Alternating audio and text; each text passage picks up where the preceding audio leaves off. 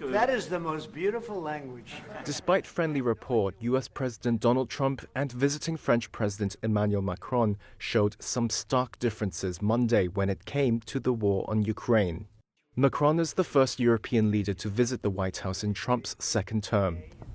His visit also fell on the 3-year anniversary of Russia's full-scale invasion of Ukraine in 2022 and came as alarm grows in Europe over Trump's hardening stance toward Ukraine and overtures to Moscow. Speaking on Monday, Trump refused to call Russian President Vladimir Putin a dictator, while Macron made clear Putin had violated the peace. This war costed all of us a lot of money.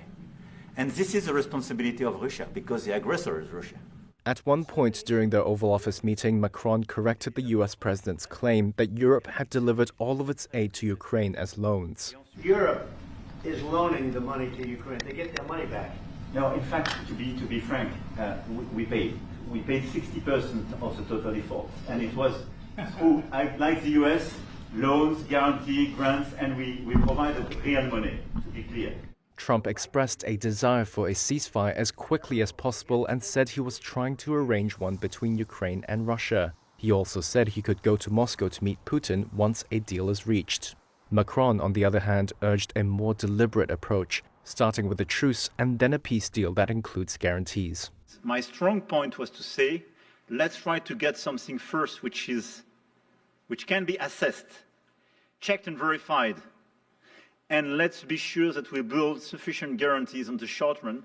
And this is where we are ready to be engaged. As for France, a lot of my European colleagues are ready to be engaged.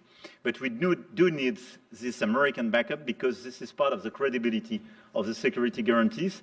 And this is our collective deterrence capacity. The two did agree on the deployment of European peacekeeping forces once a deal is eventually reached. Trump said he accepts the concept, as does Putin.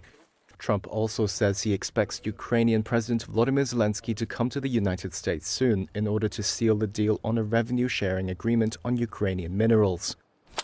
Trump hopes to recoup the costs of aid the previous Biden administration had sent to Kiev in the form of weapons to repel Russia. But Zelensky had so far rejected U.S. demands for $500 billion in mineral wealth. He said the United States had supplied nowhere near that sum so far and offered no specific security guarantees in the agreement. Macron later appeared on Fox News Channel's Special Report with Brett Baer, where he was optimistic over a Ukraine-Russia deal. First, to have a truce. I think it could be done in the weeks to come. He said a U.S. minerals deal with Kiev would be one of the best ways to ensure a commitment from Washington. Meanwhile, the French leader also opposed Washington increasing tariffs on Europe. He instead argued the priority for the U.S. should be on strengthening defense and security rather than engaging in trade disputes with Europe and China.